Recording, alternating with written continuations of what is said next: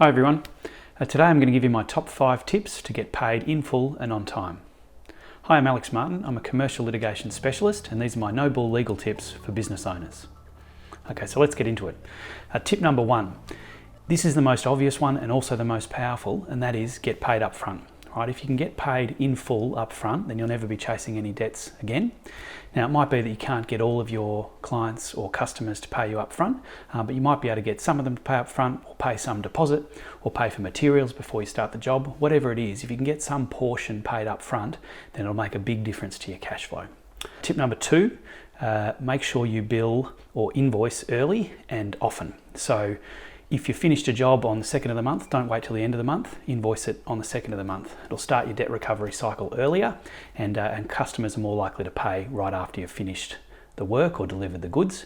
That's normally when they're most happy and most likely to pay you in full and on time. Tip number 3, have a follow-up system. So that's not just ring debtors when you get around to it or when there's a particular one that you're having trouble with, but have a system so that you follow up every customer that you have on the day, say that their invoice is overdue, or a week from their invoice becoming overdue, and then perhaps send an email as the first step, and then a call as the second step, and so on. Have a set system that everyone goes through and that is regular as clockwork. Don't just leave it to chance. Tip number 4 is make sure you examine the real reason for payment. So if you've gone through tip number 1, 2, and 3 and you still don't have payment, then look at that particular customer and say, well, why haven't they paid?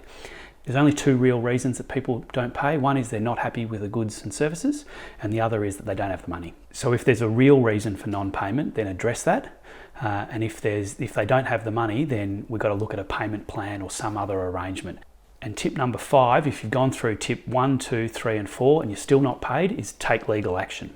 So if it's a small debt, you can do that yourself. You don't need a lawyer necessarily. You can go off to the VCAT, the Victorian Civil and Administrative Tribunal, effectively just fill in a form and pay a very small filing fee and run the case yourself.